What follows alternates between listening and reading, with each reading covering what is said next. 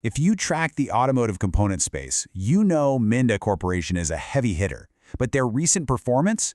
Well, it completely rewrote the playbook on how to scale in a historically cyclical market. Welcome to this explainer, where we're going to literally pop the hood and find out exactly how they engineered this massive FY26 financial success.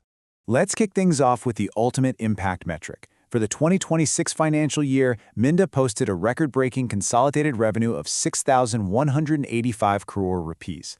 We're talking about a staggering 22.3% year-over-year growth.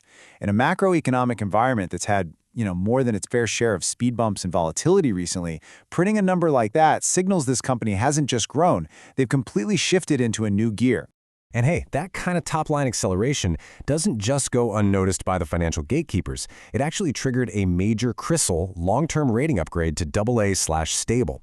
Now, an upgrade like this isn't just a gold star on a homework assignment. It firmly validates their balance sheet resilience, their cash flow generation, and their overall ability to absorb economic shocks while continuing to grow. So how exactly did they pull this off?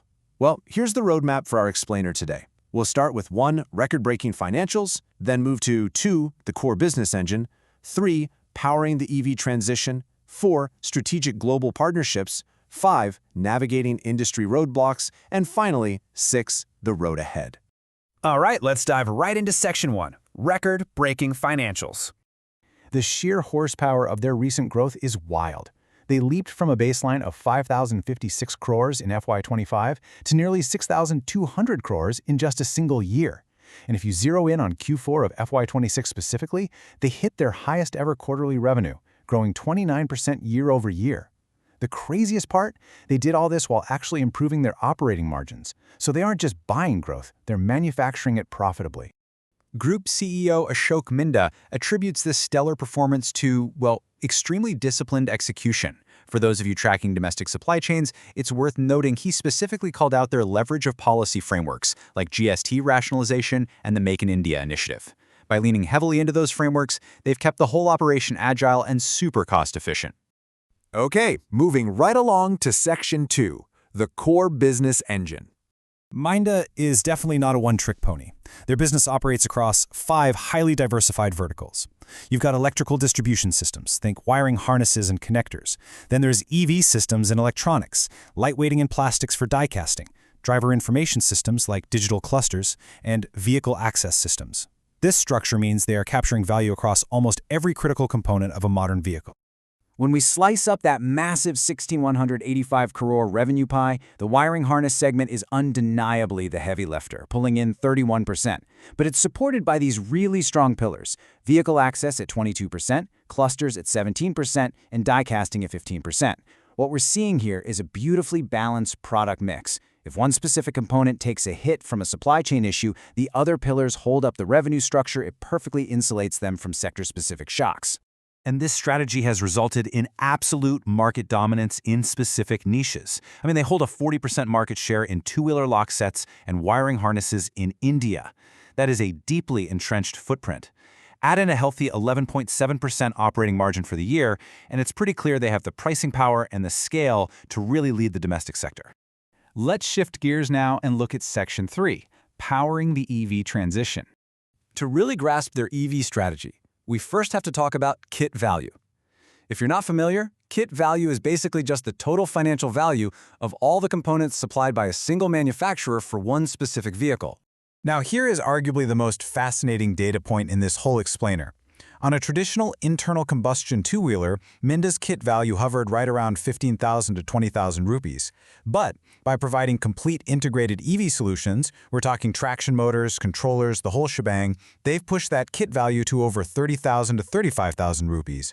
They are literally making twice as much money on every new electric two-wheeler they supply parts for. It's an absolute game changer. So how do they get their hands on this cutting-edge EV tech? That brings us to Section 4. Strategic global partnerships. Instead of trying to reinvent the wheel in-house, Minda went out and formed highly targeted joint ventures. They teamed up with UK-based Turntide drives to develop advanced axial flux motors and controllers. Then, they partnered with Japan's Toyodenso, grabbing a 60% majority stake to capture a massive chunk of a 10,000 crore automotive switch market in India. Honestly, this is just textbook strategic capital allocation. These joint ventures highlight a brilliant overarching philosophy. They are perfectly blending advanced global engineering with their own deep, localized manufacturing expertise. It wholly supports the Make in India vision while making sure Minda can supply world-class premium parts to original equipment manufacturers right in their own backyard. Of course, the road isn't completely smooth. Let's explore Section 5, Navigating Industry Roadblocks. We all know the auto industry is notoriously cyclical, right? It's vulnerable to macroeconomic events, interest rate hikes, raw material costs, you name it. But Minda acts as a shock absorber against these risks using a strict three-step strategy. First, they relentlessly diversify their customer base across two-wheelers, commercial, and passenger vehicles. Second, they focus heavily on premiumizing their existing products to defend their pricing. And third, they continually drive operational efficiency through automation, which gives that operating margin rock solid around the 11.5% to 12% mark. Thanks to this incredibly prudent working capital management and, frankly, staying away from heavy, debt-fueled acquisitions, their financial risk profile is fantastic. Analysts are projecting a super healthy crystal-adjusted gearing ratio of just 0.52 times by the end of FY27. Bottom line, they have the cash generation to fund their own growth organically without over-leveraging the balance sheet. Finally, let's check the dashboard for Section 6, the road ahead. Building on that massive FY26 momentum, including that staggering 29% Q4 growth we talked about earlier, Minda is now sitting on a lifetime order book that exceeds 10,000 crore rupees. Let that sink in.